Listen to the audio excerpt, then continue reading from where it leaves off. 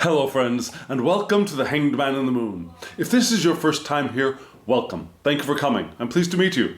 If you've been here before, thank you for returning. I'm truly honored.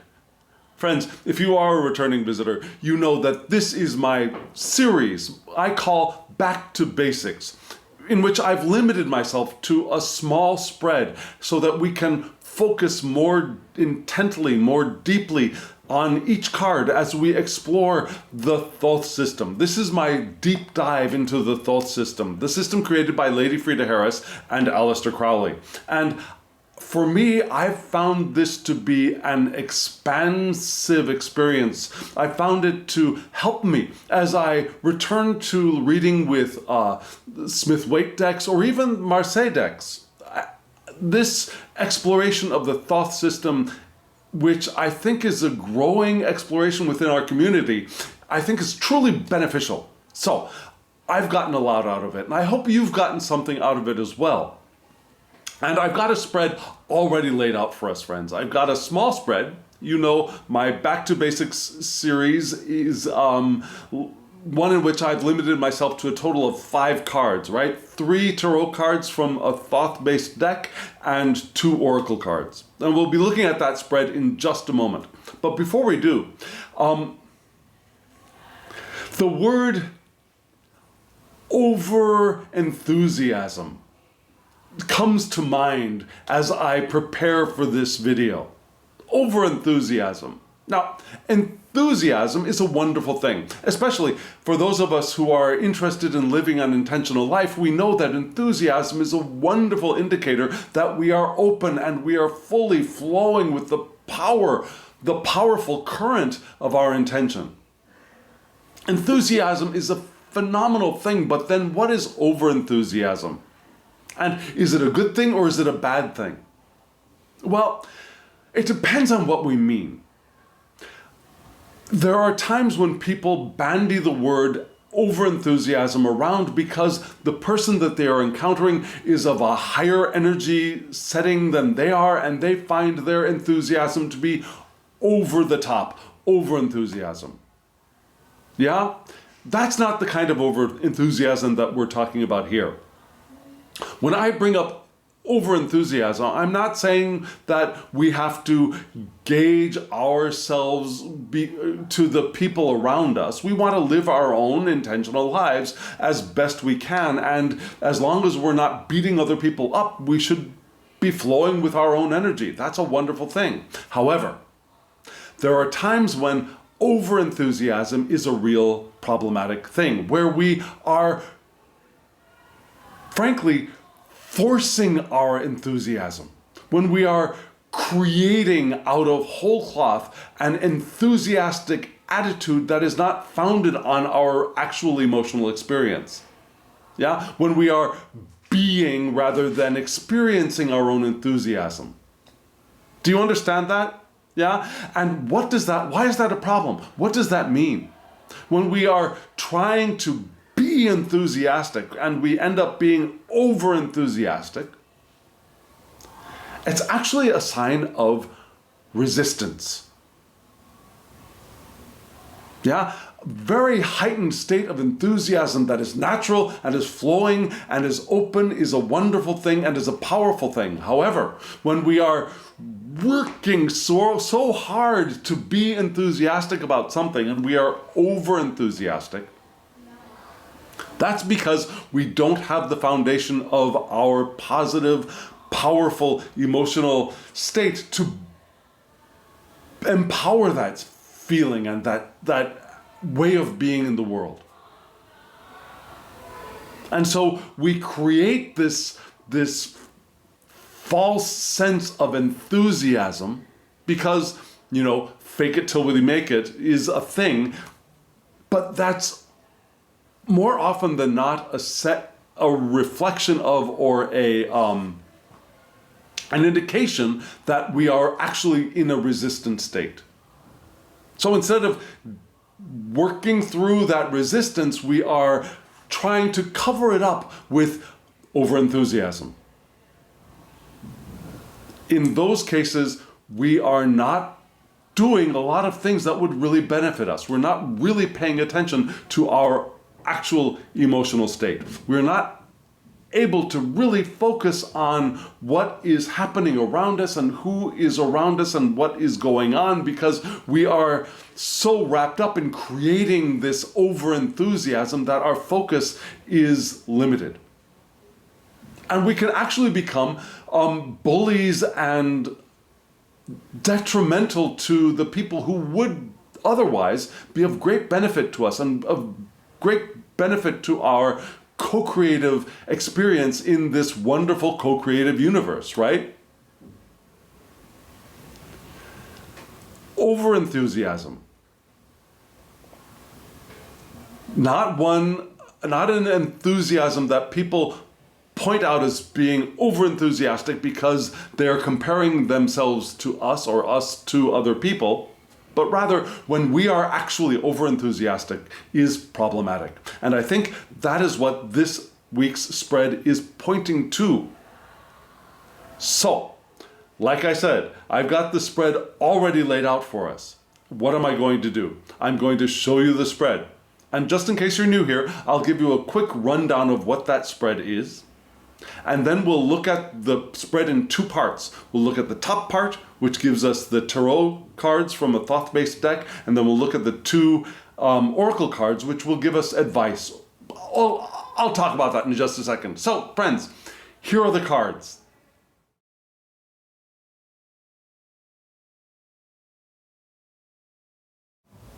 So, friends, this is a new deck to this channel. It's not new to my my library, but it is new to this channel. It's the Tarot of the Spirit. I've been holding off on this deck for a while, and I know I will come back to it at a later date because this is an intense deck. It is, I believe, a Thoth-based deck, although it does lack some of the elements that I would like to see in a Thoth-based deck, but we'll get to that in just a moment. It's also, well, we'll talk about those elements in just a moment.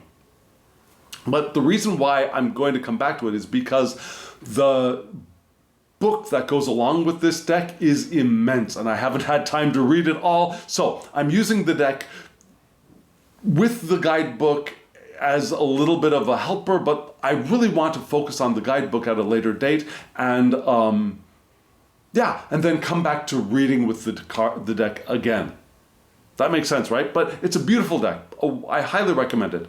Tarot of the Spirit, it's available. I'll have links in the description box below.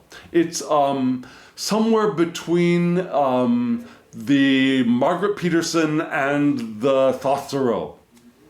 And maybe you'll see what I mean in just a moment.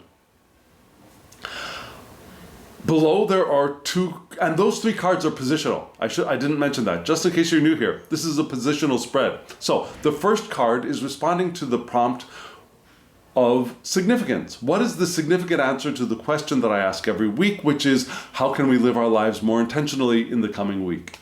So the first card is the significance. The second card is the challenge, which could be positive or negative. Positive in the sense of something we're reaching for, we're striving for, we want to attain, or negative in the sense of something that is an obstacle, something that stands in our way, that kind of a challenge to overcome, right? The third card is advice. That's pretty simple. And then the two cards below, those are from an oracle deck called the Oracle of the Radiant Sun, which I've really enjoyed using with the Thoth Tarot because it adds another layer of astrology to the very astrologically based tarot created by Lady Frida Harris and Harris-Crowley. So they work well together, I believe. And that deck is also wonderful, like I said, and there's going to be a link to that in the description box as well. So you can get both of these decks. Wonderful advice from me, if I do say so myself. So we're going to go and look at the tarot cards right now. Are you all ready? Here they are.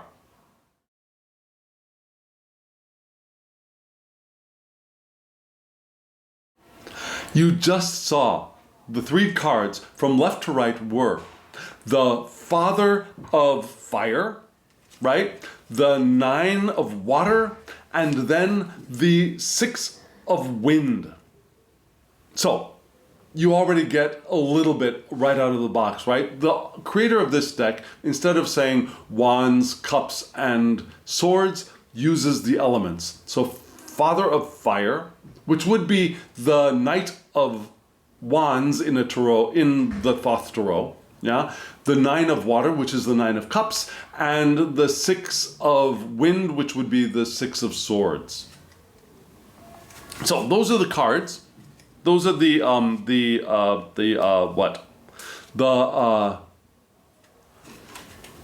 names of the cards. I'm clearly overenthusiastic right now. So those are the names of the cards. Those are the cards you just saw. And we're going to start with the King, the Knight of Wands, which here is called the Father of Fire. Now, this is a beautiful card. Yeah, you see the knight on the horse, right? Yeah, you see the spear. You see there's this, what looks like maybe a dark sun up in the sky. Maybe it's not a sun, maybe it's another planet. I don't know. But the Knight of Fire is moving in the direction of that, with the spear held in the knight's hands. And this card is associated primarily with Sagittarius, which is the domicile of Jupiter, from which we have mutable fire's vital attributes primarily entering our reading through this card, entering our natal charts through this card. Yeah, the Father of Fire. And it's beautiful. And the reason why I said it reminds me of the Margaret Peterson is because while we do see an image, a very clear image of a male-looking figure on a horse, the coloring of the image is very abstract to me in an almost Margaret Peterson-like way. Now, I'm not saying that this deck at all mimics the Margaret Peterson at all, but still, I've got this feeling of Margaret Peterson, or a little bit maybe of Cilla Conway's intuitive tarot art style a little bit. Now, what am I trying to say? I'm trying to say the way that color is used, the way that paint is used. I feel echoes from those. Does that make sense? Probably not. I'm really trying to make sense here. Now, so the Father of Fire, being the Knight of Wands, is also associated with the hexagram, which would be 51, which is fire of fire, right? Would be thunder over thunder. It's the suddenness of thunder. So we might be apprehensive yet cool, resolute and energetic with this hexagram. Yeah? Apprehensive yet cool, energetic, resolute, all of those fiery kinds of things. And Crowley points to the energy of pure action in this card. There's a generosity, and yet there's a fierceness to this card as well. Yeah, there's a swift impulsiveness that could be cruel or brutal because it can get out of control. Crowley suggests that we do something brave and bold, damn the consequences, which is great if we're in alignment, if we're following and we're flowing with our powerful stream of intention. Yes, being brave and bold and moving in the direction with confidence, with love, with enthusiasm is wonderful. But if we're damning the consequences, if we move into the I don't give a damn what anybody says, and it starts shifting into the aggressive, resistant side of things, then we can know that we are starting to introduce some very strong resistance, which will trip us up, one way or the other. The creator of this particular deck points to things like conviction and movement, which is very similar to what Crowley says, in addition to leadership. New ways of knowing, new viewpoints or perspectives are possible here, which is when we are open and we're moving powerfully with our intention and we have the energy of pure action, we see differently, right? We move, we fly above the clouds, which is a little different from the new perspective perhaps of the Father of Wind in this deck or the Knight of Swords in another deck. Still, we do have new ways of knowing, new viewpoints or perspectives indicated by the creator of this deck. And yet, we want to be careful of burnout. We want to be attuned, grounded, rational, yet emotionally committed. Now, we want to know that we are not attached to, but we are confident, emotionally confident that we are moving in the direction of the life we want to live.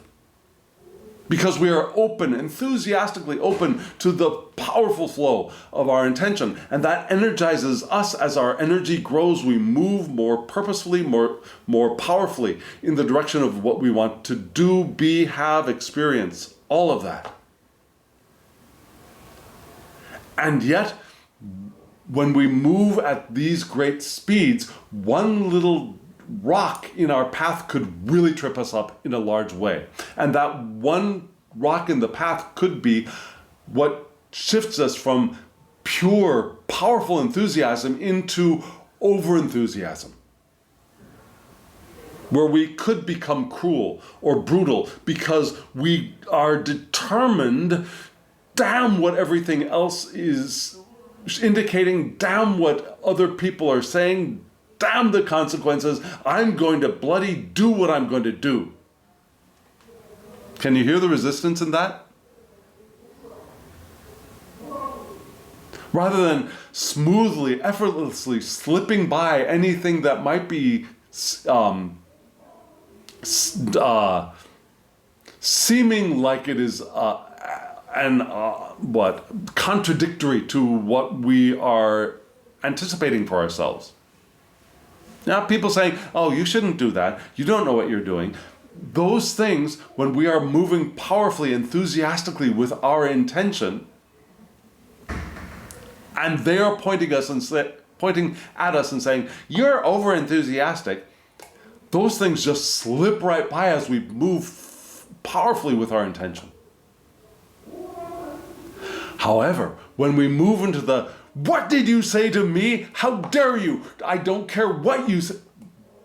Then we are moving into that more over-enthusiastic, where we are not actually enthusiastic, we're creating enthusiasm, which can lead to the burnout very easily. That was indicated by the author, the creator of this deck. Now, burnout doesn't happen if we are moving smoothly with the powerful current of intention, because we're not resistant to taking breaks and taking naps as well, either, right? It's when we are powering through that we move quickly into burnout. So the primary answer to this week's question is yes, be the Father of Fire, be the Knight of Wands, be the generous, fierce, swift, impulsive, purely energetic one, bold and brave, but be careful, be aware.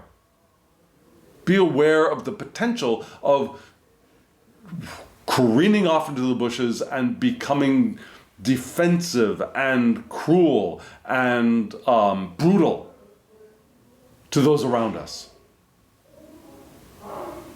Does that make sense? As a first response to the question, how can we live our lives more intentionally? Be powerful, be fiery, be the fire of fire as we move forward. and be aware that there is the potential. But don't be worried about it, because the more we place our attention on the potential for cracking down and cracking up, the likelihood that that will happen increases. So we're aware.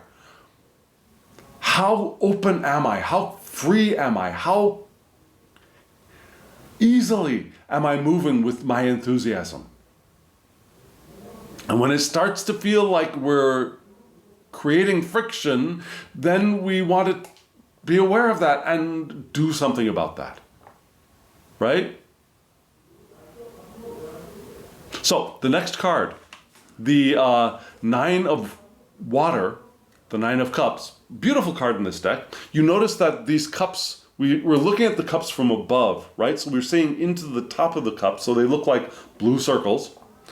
And they're arranged in the tree of life, mostly, right? We're just missing one. We're missing Malkut, the manifestation here at the bottom. But you also notice that the central pillar is a rainbow, which I think is beautiful. Yeah?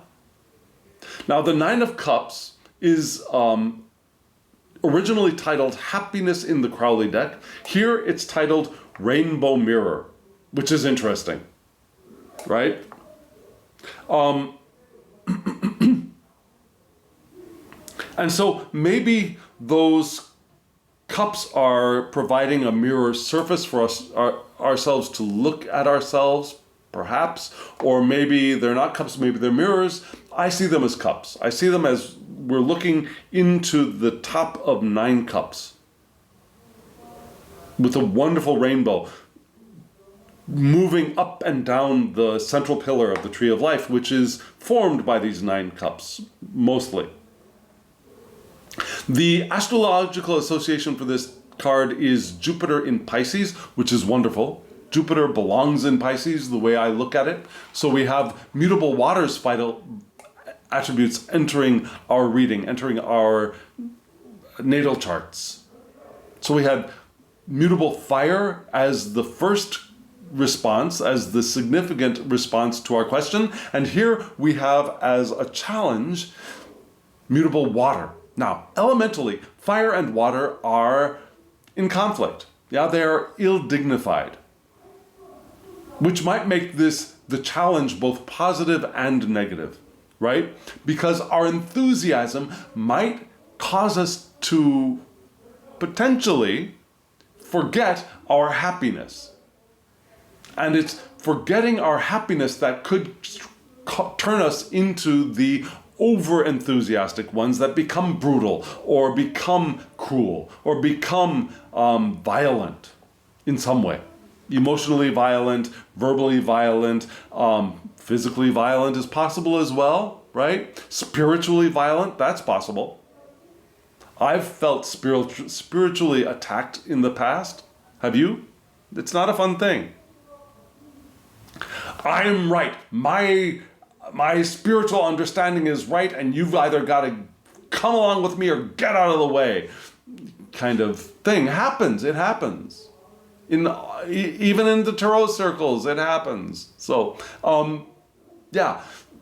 The challenge here, I think, is to remember our happiness, to remember the happiness, to remember our mutable water aspect, and find a way to integrate it with this typically ill-dignified set of elements of fire and water. Recognizing that they're on a spectrum. Just as earth and air are on a spectrum, fire and water are on a spectrum. So, the challenge is to what? To integrate our happiness with our enthusiasm. And what does this card mean specifically? Well, we have, with Jupiter in Pisces, expansive and deep emotions. Right? Jupiter expands, Pisces is deep, water is emotional, also spiritual, expansive and deep spirituality is possible. We want to celebrate, to create, or celebrate to reward our happiness. Celebration. We can create celebration to increase our happiness, to increase our feelings of success and satisfaction, or we can celebrate to reward our senses of happiness and satisfaction, right? So that both of those are indicated here. Celebration, whether it's as an accomplishment or to create happiness.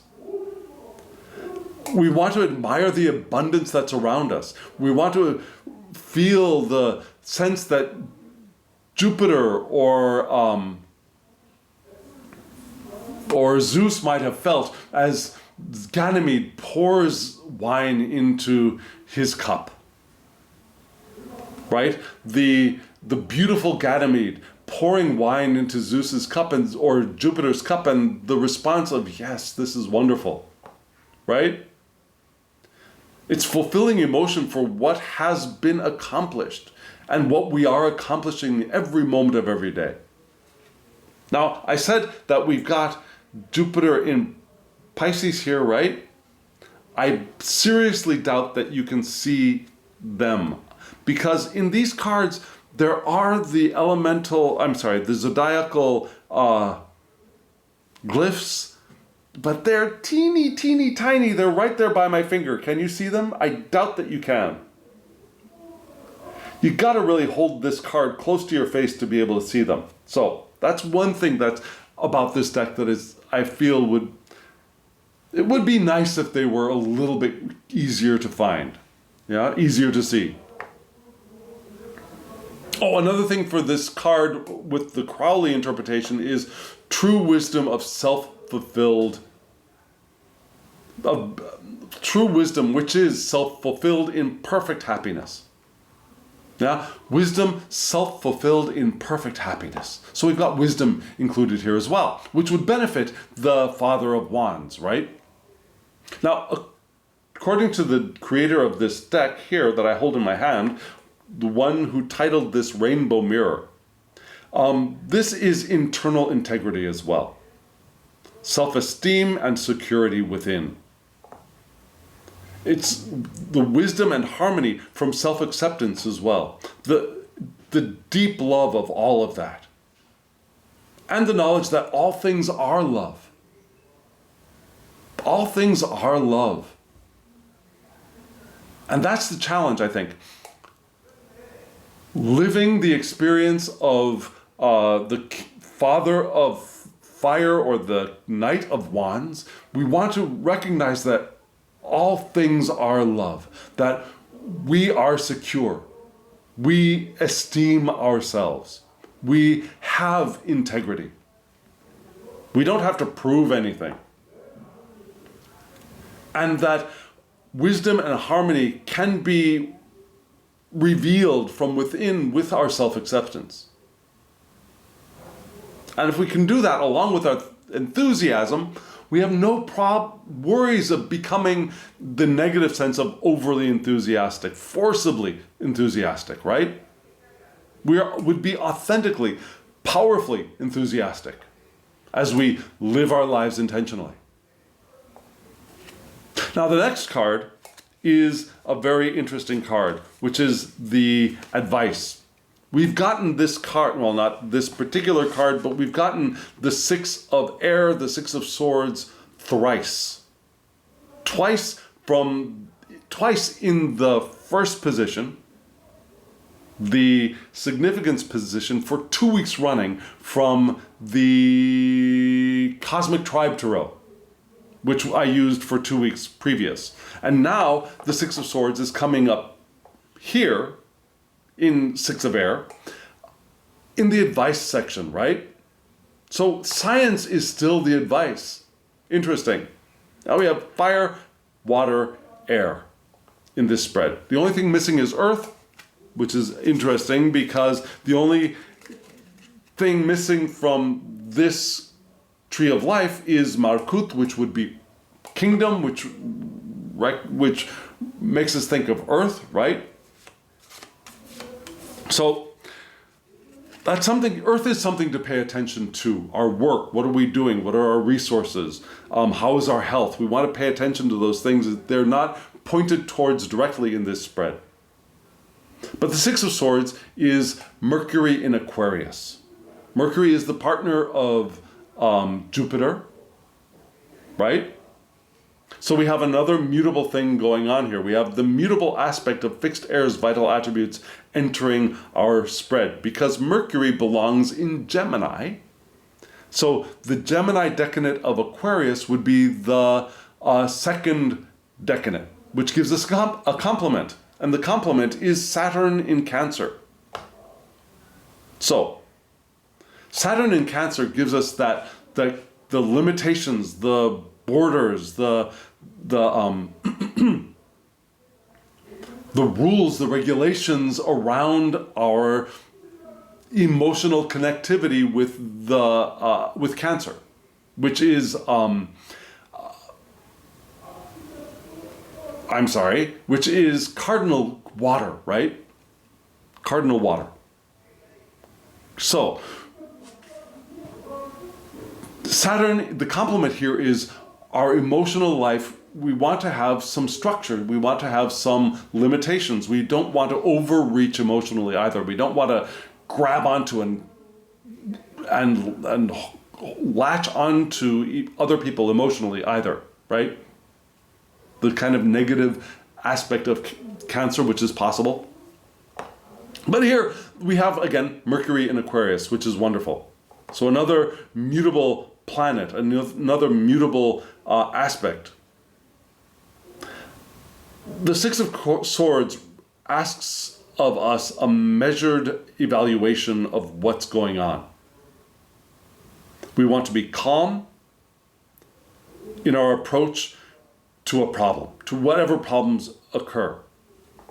So remember, we're following our enthusiasm, right? Our fire of fire. And then a problem occurs, springs up.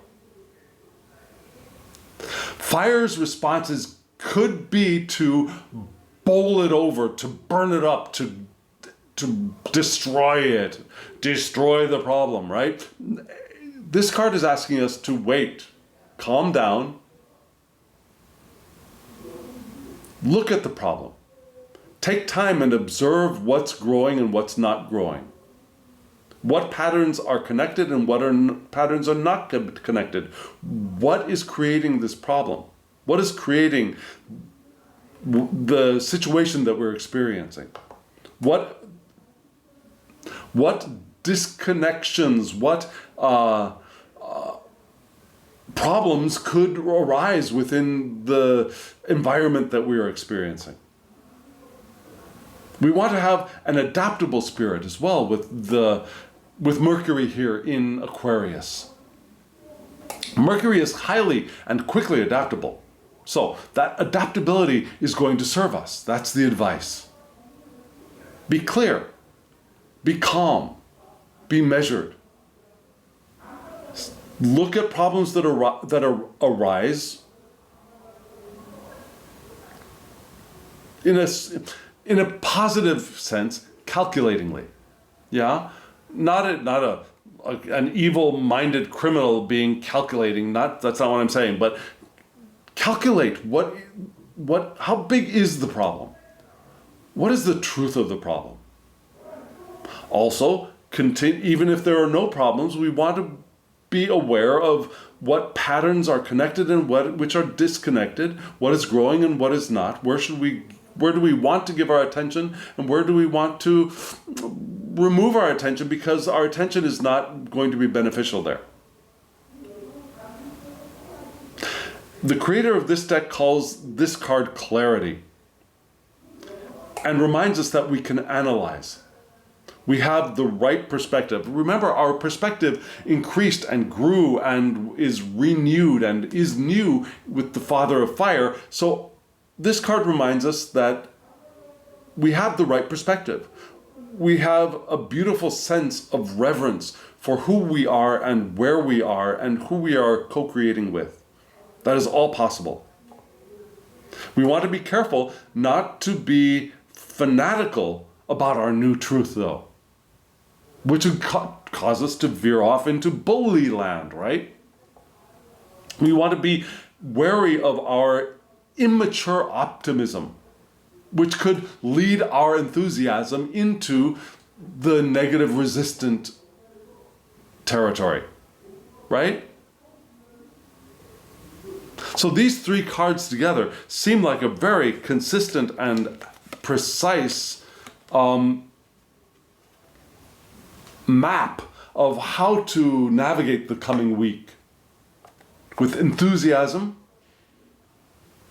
aware enthusiasm, integrating our happiness and the wisdom that arises within that, and fulfilling ourselves emotionally and celebrating our emotions, which would help increase our sense of fulfillment, and be attuned and aware and have faith that our perspective is right, though it might not be mature, and we don't want to be fanatical about what we believe or what we see.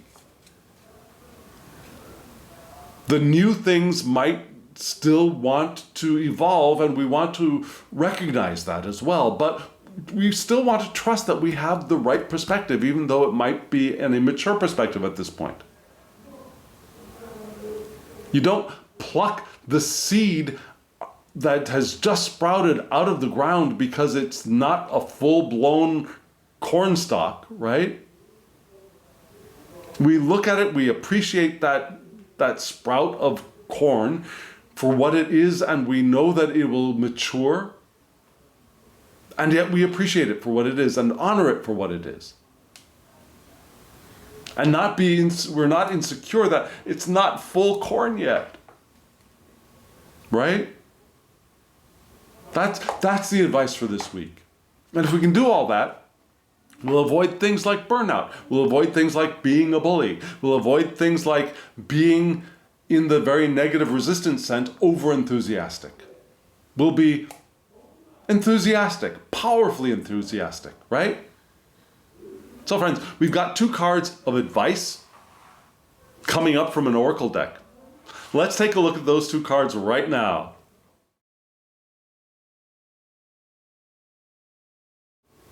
The two cards from the oracle deck, from left to right, were caution, which at first glance might not have seemed like such a happy thing to have been sprung upon us, but I think it's appropriate. And then next we have flirtation, which seems like an interesting combination.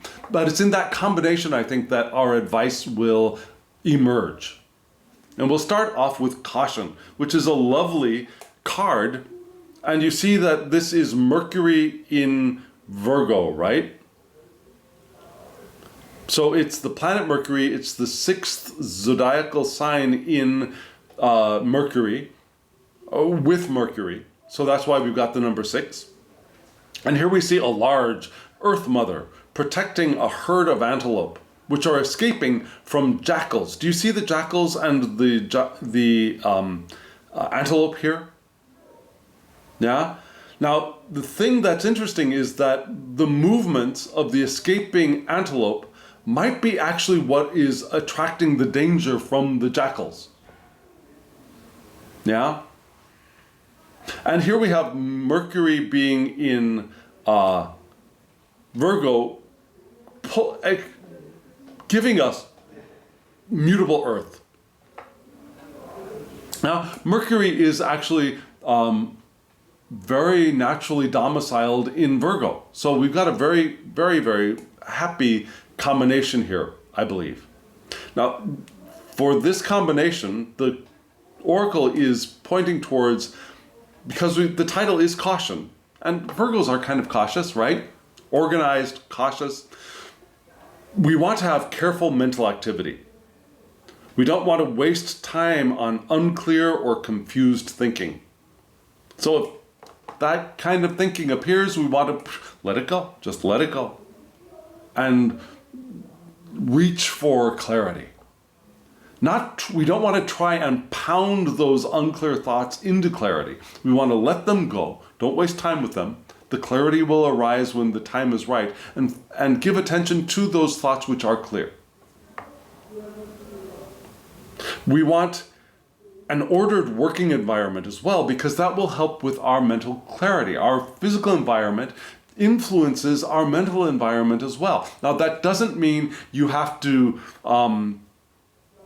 have a pristine, empty desk and every table surface or counter surface must be not only clear but also sparkling and empty. That's not what we're talking about. Organized. So there can be stuff on your desk, but not a scattered mess, but rather an organized environment, right? Something that will help you in your working. Sometimes an environment that is too clear makes things difficult to get done because you can't, everything is put away. There's nothing there to actually get. You have to go get this and you have to go get that and you have to, right? Now, putting away things after when you're done using them is a good thing, but when you're still in the middle of doing the work, sometimes there's stuff on the desk, and that is fine. That is wonderful, but we want to keep it organized, right? So an ordered working environment. Distractions or irritations will throw us off course. So when we notice that what was an organized combination of tools and materials to be used starts getting into the disorganized area and we start feeling that irritation, then it's time to take care of doing that organizing work, right? We want to have a good ability to pass on information. We want to be communicative like Mercury is. We want to examine pros and cons of things. Specialization is good for us now. But we want to remember that we can be specialized in more than one area at a time. Yeah? You can specialize on cooking and on running a website at the same time. But not exactly the same time, right? You don't want to be, I wouldn't suggest that, especially at this time, you to be standing there stirring your sauce as you are, with your other hand, trying to edit a web page. That's not going to be beneficial for us at this time. But we could do both and separate, right? That's what I'm trying to say. We can specialize. And more than one skill can be possible at this time, not specifically at each second, but at this time. So in this sense, we want to be cautious, right? Cautious of clutter in the mind, clutter in our working space. We want to allow ourselves to specialize in things. We want to move in the direction of our clarity of thought. All things which would be helpful to this larger spread, which is giving us the indication that we have the potential of careening off into the weeds, but if we are able to avoid that, we're in good shape. So the next card is wonderful. This is the flirtation card, right? And this is Venus in Sagittarius. So we've got Sagittarius emphasized again. Sagittarius from the father of fire, the Knight of Wands. Just as we had Mercury in the previous card, which emphasized the Six of Swords, right? Science. So there we had Mercury in Aquarius. Down here in the Oracle, we had Mercury in Virgo. But still, that clarity of thought, organization, all wonderful things. And this card is asking of us what? Well, the picture is a traveling minstrel serenading a young heiress. The minstrel has a lute, which gives us the idea of pleasure, of loving. Venus as well is there. The bow or this is an indication of Sagittarius. Yeah. The woman there holding the bow gives us Venus and Sagittarius indicated as well, which is interesting. So you got Sagittarius here and Mercury. And Venus, Venus and Sagittarius. Clarity of thought. Venus and Sagittarius. The Oracle card asks for a philosophical fair, honest, and true nature. Yeah? We want to be loyal. We need freedom, but we still want to be loyal. Yeah, so we want to be loyal without feeling trapped. We want to be open and free speaking about love, but be careful of being too frank. Yeah? Being too frank could be damaging at this point. We want to be not flirtatious in the sense of teasing people or leading people on. We want to be frank. We want to be open about our emotions, about love, but not too frank. Yeah? We want to keep ourselves nice, kind, gentle, really loving. Because being too frank about love can veer off into violence, right? So we don't want to do that. We want to be open, loving. There's an attraction to worldly, learned, and wise people, which is good. That would help us. Yeah? We might be the ones who are worldly, learned, and wise, and people might be attracted to us as well. So we have a flirtation here for adventure, in addition to relationships. And it might be with somebody from a foreign country. Who knows? But still. Now, in addition to our caution and our clarity and our organization, we also want to be open to expressing love. We want to be open to adventure, to relationships, romantic and otherwise. And we want to be honest, and we want to be true and loyal. So that means that if we are in a relationship, we don't go off and hit the singles bar, right? We want to be loyal, we want to be honest, we want to be emotionally frank, but not too frank. We want to speak about love. And we might need a little bit of freedom as well. But not the freedom of cutting all ties, but the freedom within the sphere of relationship, right? That, along with caution, will serve us very well in the coming week. Does that make sense? I hope it does. I'm trying. I'm really trying. And here we are, friends. Here it is, the end of the video. Thank you. Thank you for hitting the thumbs up button. Thank you for subscribing. That really does help the channel, and it helps other people find the channel. It helps YouTube think that, well, maybe we should show this channel to other people. So thank you for doing that. Also, thank you for all of you who ask for readings in the description by sending me emails. That is wonderful. You can also let me know in the comments below if you want.